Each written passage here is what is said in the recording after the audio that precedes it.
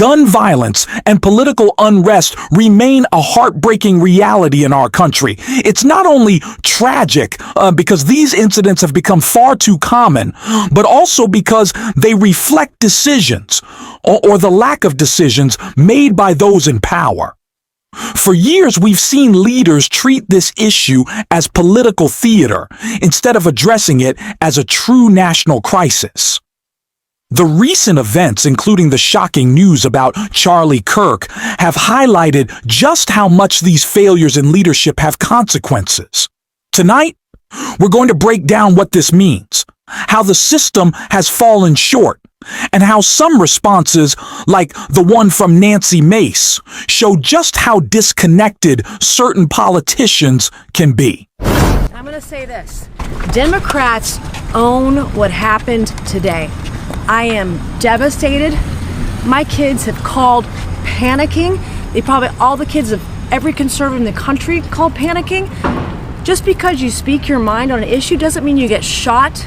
Then, by that logic, do Republicans own the shooting of the two Democratic lawmakers in Minnesota? Isn't this on both sides? Are you kidding me? No, I'm asking. We don't know what condition Charlie Kirk is in right now. Some raging leftist lunatic put a bullet through his neck, and you want to talk about Republicans right now? No. No, I'm asking. No, not at all. You said the Democrats have to own it too. Democrats own this. But isn't there a problem with political violence across the spectrum? Yeah, we're talking about Charlie Kirk right now. That's the subject of this that we're talking about right now. Democrats own this 100%. Trying to shift blame onto Democrats while refusing to take meaningful action to address the epidemic of gun violence is deeply irresponsible. Even more concerning is when some leaders use rhetoric that fuels division and hostility toward vulnerable communities, including transgender Americans. This lack of accountability is what we are seeing play out right now. Too often, political leaders dismiss the real dangers of gun violence, turning it into a political talking point rather than treating it as a national crisis. When lawmakers in Minnesota were threatened and lost their lives, there was little genuine concern shown. What matters most to many in power is political convenience, not public safety. And that reality has become increasingly clear as Donald Trump's strategies have begun to backfire. But before we go deeper into that, I want to highlight a powerful response that came from Congresswoman Alexandria Ocasio-Cortez. I think what has just transpired is tremendously disturbing. It is the latest evolution and instance of political violence in the United States, and it must end. Congresswoman, what message do you have to your fellow lawmakers regarding the political environment? What message do you have to your fellow lawmakers regarding the political environment and the rhetoric that has been put out in the media? You know, beyond rhetoric, we need to talk about action, and we need to talk about, yes, there are words, but most importantly, we are in a job of leadership. We are in a job of action. We are in a role and a position where the American people are looking to us to do something about this. And every single day, people are dying due to gun violence in America. And every single day, there are people in this building that continue to vote against doing anything. They vote against universal background checks. They continue to support legislation and also remove any way to block the mentally ill, to block extremists, to block people with histories and records of domestic violence from getting guns in their hands. So are we going to do something about this or not? We have a political assassination that happened at the same time as a school shooting where children are dying on the same day, a week after a shooting at a Catholic school where children were gunned down while praying. Are we going to do something, or are we going to argue over rhetoric? That is my question about this. We have to pass gun safety legislation and stop this. This is what real leadership sounds like. Someone who speaks with honesty, compassion, and authenticity. Representative Alexandria Ocasio-Cortez isn't trying to spin a narrative for political gain. She's addressing the issue directly and sincerely. That stands in sharp contrast to what we've often seen from this administration, where politics is treated more like theater than public service. But the consequences are very real. The lack of responsibility and the failure to take action have serious impacts, and now those consequences are even reaching their own ranks. The suspect connected to the tragedy involving Charlie Kirk is still at large, and part of the reason lies in this report right here. Many FBI agents who have been devoted to domestic terrorism in particular, domestic terrorism squads and those working on domestic terrorism cases, have been diverted to the immigration enforcement effort, which is the thing that the FBI normally does not do. They've been required to go out on patrol, some full-time. Some have just walked away from their domestic terrorism duties. And this is at a time when, you know, as we all know, extremism, domestic extremism in this country is on the rise and political violence is on the rise.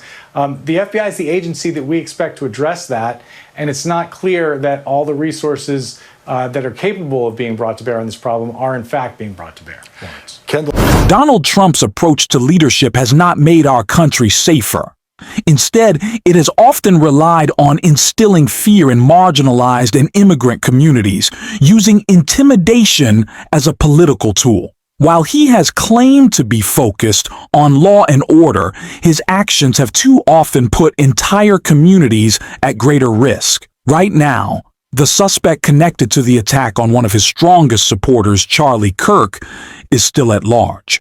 A reminder of how dangerous these failures can be. Yet rather than prioritizing solutions, Trump has diverted resources, reshaped agencies to fit his agenda, and continued to push narratives that deflect blame. Even his own vice president once compared him to authoritarian figures. Yet the focus has repeatedly shifted toward blaming Democrats for calling out these dangers instead of addressing the actions themselves.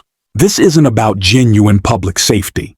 If it were, there would be meaningful action on guns, which remain at the core of this crisis.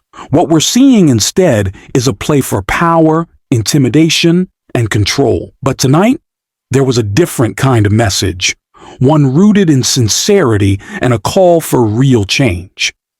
That message came from Senator Chris Murphy, and it's important that we all hear it.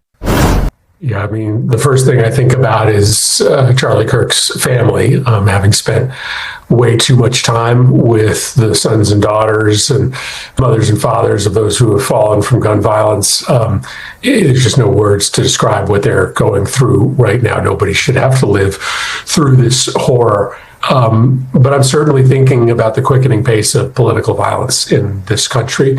In an extraordinarily short amount of time, you've seen the murder of state legislators in Minnesota, attempted assassinations of the President of the United States. Obviously, January 6th still lives in our very present memory.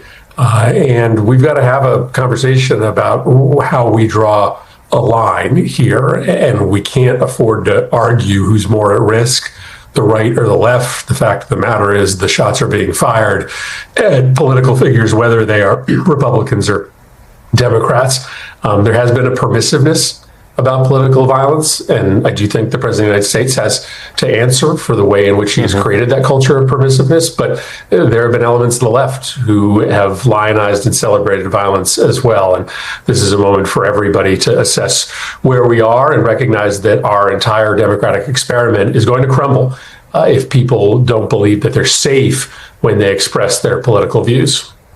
Yeah, that's very foundational. I just want to note here, and we've been noting it tonight, that we don't yet know who did this. We don't know their motives. And it very well may be, as was the case, I think, in the wake of the attempted assassination of Donald Trump, that those motives or politics were illegible, inscrutable, something of a black box. And that's part of the context here. Although the point that you make there, I think, part of the reason we've seen such universal and unanimous condemnation, immediate, heartfelt, unanimous, is precisely because I think everyone understands that we feel like we're on the precipice of something that is not, that sort of democratic society that we all believe in and want to have. Yeah, that's right, and we do not yet know the motive here. I did hear the governor of Utah, somebody that I generally trust, call this a political assassination. Maybe he has information that the rest of us don't. But yes, and I think this requires a really deep dive into how we've arrived at this moment. It is about the celebration of violence that happens, the rationalization of violence, but it's also about a country where political identity has become really ahistorically central to the way in which we wake up every day and find meaning and purpose. And that's because a lot of other healthier identities, family identity, work identity, local identity, have become less accessible. So we look today at the left or the right as the enemy. And it's worth us stepping back and understanding how we reclaim a sense of ourself that maybe is not so rooted in politics, which is inherently oppositional. And sometimes that oppositional force sort of becomes so overwhelming that it treads into violence. I will not be silent. I will not allow intimidation or fear to dictate the truth we speak here. On this show, we're going to continue holding those in power accountable and shining a light on the reality of what's happening in our country. If you want to support this work, don't forget to subscribe, give this video a like, and if you've made it all the way to the end, drop a blue heart in the comments so I know you're with me. Until next time, take care, and I'll see you soon.